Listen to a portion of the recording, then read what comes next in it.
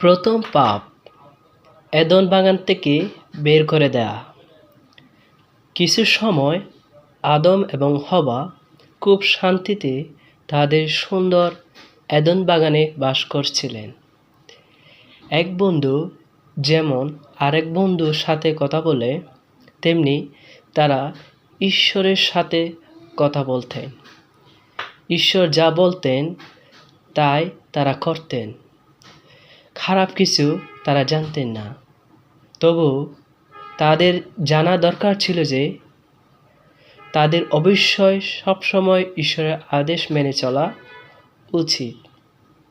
ঈশ্বর আদম এবং হওয়াকে বললেন, কেবল একটি গাছের ফল ছাড়া তোমরা এই বাগানের সকল গাছের ফল খেতে পারো, কিন্তু এই গাছের ফল যদি খাও তবে তোমরা মারা যাবে।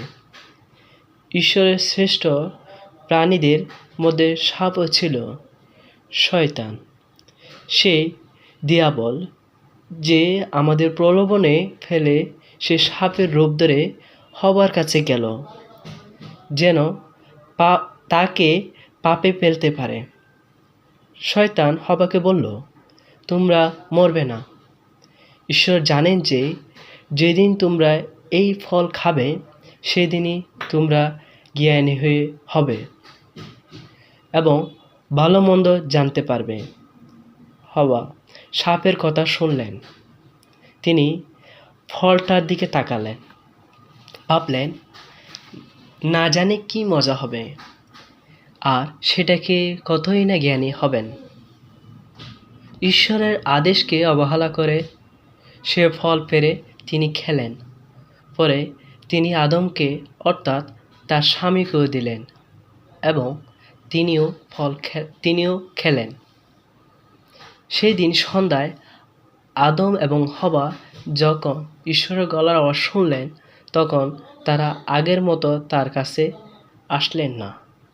তারা ভয়ে ভয়ে লুকাতে চেষ্টা করলেন।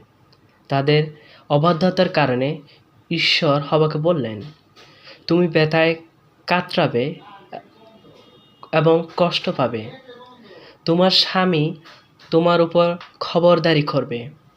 আদমকে তিনি বললেন, যেহেতু তুমি তোমার স্ত্রীর কথা শুনে অবাধ্য হয়েছ, সেহেতু তুমি মাথার ঘাম পায়ে ফেলে কষ্ট করবে, কাঁটা ও আগাছার মধ্যে পরিশ্রম করবে।